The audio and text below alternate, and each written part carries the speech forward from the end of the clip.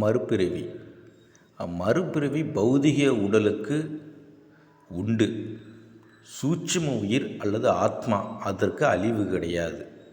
மறுபிறவியை சொல்லும் மதங்கள்னால் இந்து மதம், பௌத்த மதம், சைன மதம். ஆத்மாவுக்கு அழிவு கிடையாது அப்படின்னு பகவத்கீதையில் சொல்லப்பட்டிருக்கு ரொம்ப தெளிவாக. இந்த பிரபஞ்சத்தில் கோடிக்கணக்கான ஆத்மாக்கள் உண்டு. ஒவ்வொரு ஆத்மாவும், அதாவது ஓர் உயிர் வைரஸில் இருந்து 6 உயிர் மனிதன் வரை அனைத்திற்கும் ஆத்மா உண்டு. நாம் செய்யும் நன்மை தீமைக்கு ஏற்றாறு போல் மறுபிறவி அமையும். மறுபிறவியை உறுதி செய்கிறதுக்கு மகாத்மா காந்தி தன்னுடைய நூலில் குறிப்பிட்டிருக்கார். மறுபிறவிக்கான ஆதாரங்கள் உலகம் முழுவதும் உண்டு.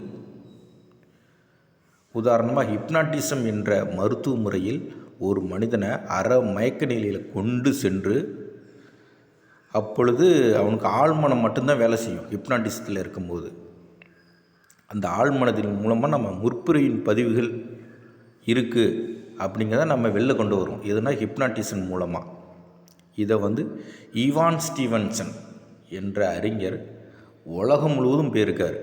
போய் தன்னுடைய யாரெல்லாம் மறுபிறவியை பற்றி சொல்லியிருக்காங்களோ அவங்கள்ட்டெல்லாம் கேள்வி கேட்டு, குறுக்கி கேள்வி கேட்டு, ஆராய்ச்சி பண்ணி தகவல் எடுத்து அது உண்மையா பொய்யான்னு சொல்லி சம்மந்தப்பட்ட இடத்துக்கு நேரில் போய் பல பேர்கிட்ட விசாரித்து இது உண்மை தான் அப்படின்னு சொல்லி 500க்கும் மேற்பட்டவர்கள்ட்ட ஆராய்ச்சி பண்ணி தன்னோட நூலில் குறிப்பிட்டிருக்கார்.